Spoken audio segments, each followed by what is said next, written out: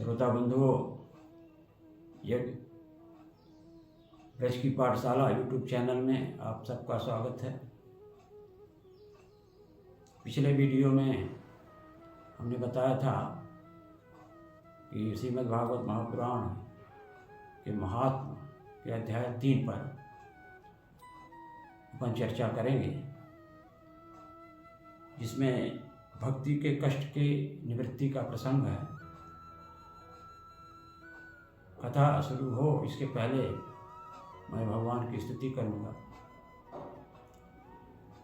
कृष्णं नारायणं वंदे, कृष्णं वंदे ब्रजप्रियं, कृष्णं द्वैपायनं वंदे, कृष्णं वंदे पितासुतं।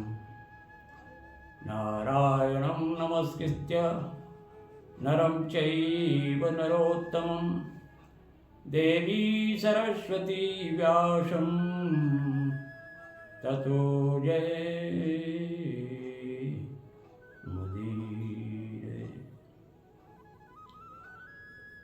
तो आइए हम महात्म के अध्याय 3 में प्रवेश करते हैं,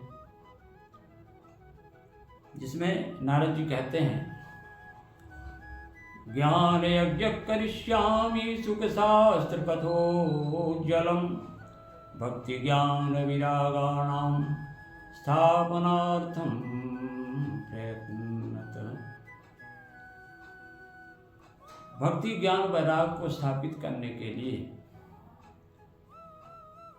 सुखदेव जी के कहे हुए भागवत शास्त्र की कथा द्वारा उज्जवल ज्ञान यज्ञ करूँगा। लेकिन इसके लिए कहाँ करना चाहिए? ज्ञान यज्ञ करने का विचार हमने बनाया, लेकिन वह स्थान कहाँ है जहाँ पे ज्ञान यज्ञ की शुरुआत की जाए? सुख शास्त्र की महिमा क्या है, इसका भी हमें बताएं। साथ ही कथा कितने दिनों में सुनानी चाहिए, ये भी जानकारी हो जाए, तथा कथा सुनने की विधि क्या है। सनकादि ऋषियों ने कहा, शृणु नारद वक्ष्यामो विनम्राय विवेकिने, गंगाधार समीपे तु तटमानं जनाकम्। अय नारद, आप सुनिए,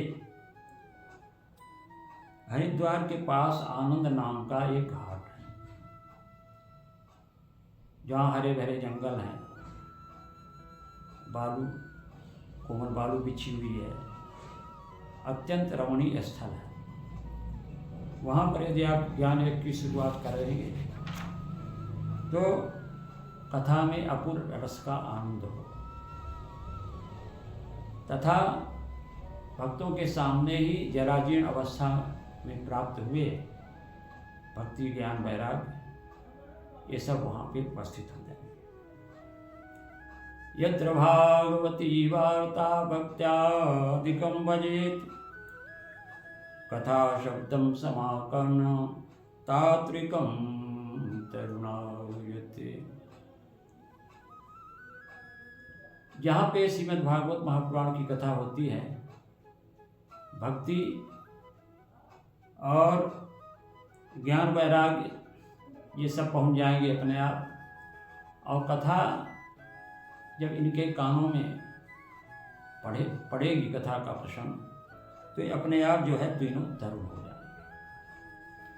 सूति जी कहते हैं, एव मुक्ता कुमारास्ते नारदेन समं ततः, गंगा तटं समाजग्मु कथापानाय सत्वरम्। नारद जी के साथ सनकादिक श्रीमद् भागवत कथामृत का पान करने के लिए सभी लोग गंगा जी के तट पर पहुंचे, और हर जगह हल्ला हो गया कि आनंद नामक स्थान में कथा हो रही है, जिसमें श्रवण करेंगे नारद जी और वक्ता के रूप में रहेंगे सनकादिक। जब ये हल्ला हुआ तो भृगु, वशिष्ठ, च्यवन, गौतम, देवर, परशुराम अनेक ऋषि वहां पे इकट्ठे हो गए। वेद, वेदांत, शास्त्र, पुराण, गंगा नदी, देव, गंधर्व, दानव सभी लोग वहां उपस्थित हो गए। दीक्षिता नारदेनाथ दत्तमाशनमुत्तमम् कुमारा वंदिता सर्वे निर्सेदु कृष्ण तत्परा। नारद जी दीक्षित होके श्रेष्ठ आसन में विराजमान हुए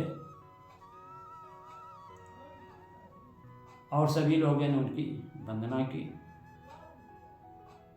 व्यासपीठ पर सनकादि मुनि और नारद जी श्रोता के रूप में अपने स्थान पर उपस्थित हो गए।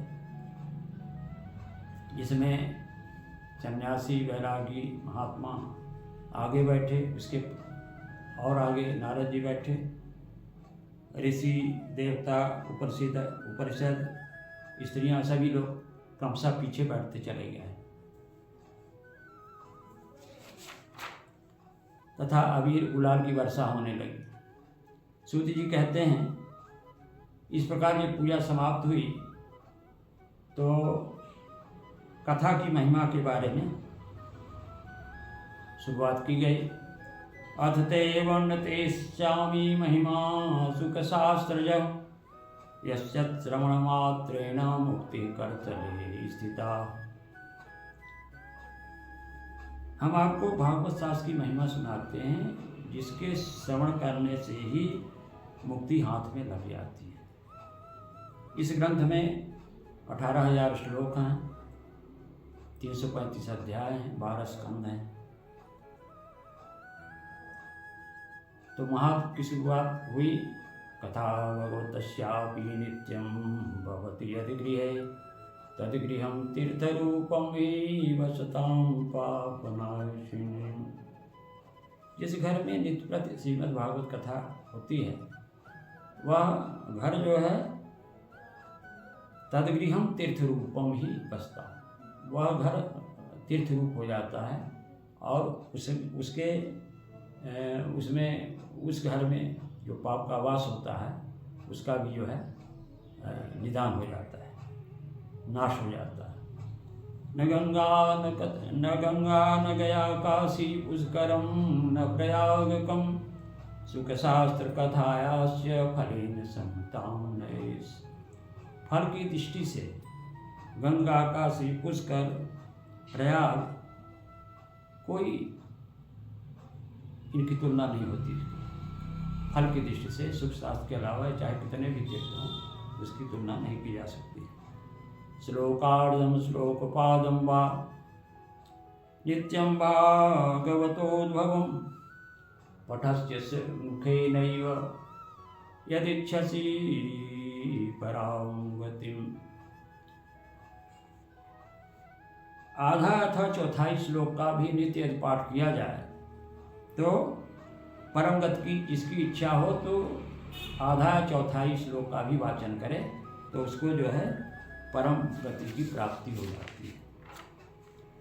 यस्य भागवतं शास्त्रं वाचेदर्थतो निशं को जन्मकोटिकृतं पापं नश्यते नास्ति तत्र।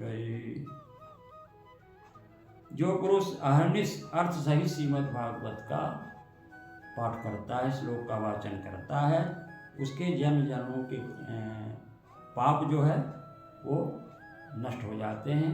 इसमें कोई संशय की बात नहीं। श्लोकार्धम श्लोकपादम वा पठेद भागवतम च यः नित्यं पुण्यम वाप्नोति राजसूयाश्वमेधयो। यह राजसूय या अश्वमेध यज्ञों का फल मिलता है कब? जब आधा श्लोक या चौथाई श्लोक का भी अर्थ सहित वाचन करें तो उसमें राजसूय अश्वमेध यज्ञ के बराबर फल की प्राप्ति होती है। अंतकाले तु येनैव श्रीयते सुखशास्त्रवाक् प्रीत्या तस्यैव वैकुंठं गोविंदोऽपि प्रगच्छति। जो पुरुष अंत समय में अंत काले त्वे नैव श्रीयते सुख शास्त्र वाक्य, अंतिम समय में जो यह सुख शास्त्र के वाक्य को सुन लेता है, श्रवण कर लेता है, प्रत्यात्तश्च वैकुंठम गोविंदो पीठयच्छति, तो उसको भगवान का वैकुंठ धाम प्राप्त हो जाता है। दुर्लभैव कथालोके श्रीमद्भागवतोद्भवा कोटि जन्म समुत्थेन पुण्येनैव तु लभ्यते। जब अनेकों जन्मों का पुण्य का उदय होता है तब श्रीमद् भागवत महापुराण सुनने की प्राप्ति होती है। मनोवृत्ति जयस्यैव नियमाचरणं तथा दीक्षा कर्तुं शक्यत्वा सप्ताह श्रवणं मतम्। श्रीमद् भागवत 7 दिवस में ही सुनाना चाहिए, ऐसा सनकादि ऋषियों ने नारद जी की कथा में यह निर्धारित किया है कि श्रीमद् भागवत पुराण 7 दिवस के अंदर समाप्त हो जाना चाहिए। तो 7 दिन में क्यों ही पूर्ण होना चाहिए? इसके लिए समय ज़्यादा भी तो हो सकता है, बढ़ाया भी जा सकता है, लेकिन 7 दिवस में ही क्यों ही इस तरह का है ये। तो कह रहे हैं मनोवृत्ति जयश्चैव नियमाचरणं तथा दीक्षा कर्तुं शक्यत्वा सप्ताह श्रवणं मतम्। चित्त की वृत्तियों को बस में रखना, मनोवृत्ति जयश्चैव नियमाचरणं तथा लंबे समय तक नियमों में दीक्षित रहना, नियमों में बंधे रहना, और किसी पुण्य कार्य के लिए लंबे समय तक दीक्षित रहना बहुत कठिन है, विशेषकर कलयुग में। इसलिए सप्ताह श्रवण की व्यवस्था बनाई गई है। मनस्याद्यात् रोगात् पुंसां चैवायुषः क्षयात् कलिर्दोष बहुत्वांच सप्ताह श्रवणं मतम्। मन के असंजय, मनस्याद्यात् रोगों की बहुलता, उत्साह चैवायुषः क्षयात् आयु की अल्पता, और कलिर्दोषात् बहुत्वांच कलयुग में बहुत दोषों की संभावना की वजह से ये सप्ताह श्रवण की विधि बतलाई गई है कि श्रीमद् भागवत महापुराण सप्ताह 7 दिवस के अंदर ही समाप्त कर देना चाहिए। बोले वृंदावन बिहारी लाल की जय। श्रोताओ, अब अगला वीडियो में हम सप्ताह श्रवण के पश्चात अध्याय 3 में ही जो सप्ताह विधि बताई गई है कि 7 दिवस में भागवत कथा क्यों श्रवण करना चाहिए, इसके पश्चात अगला भाग जो है अगले वीडियो में हम वर्णित करेंगे। तब तक के लिए हम कथा में विराम देते हैं। जय कृष्ण, राधे राधे।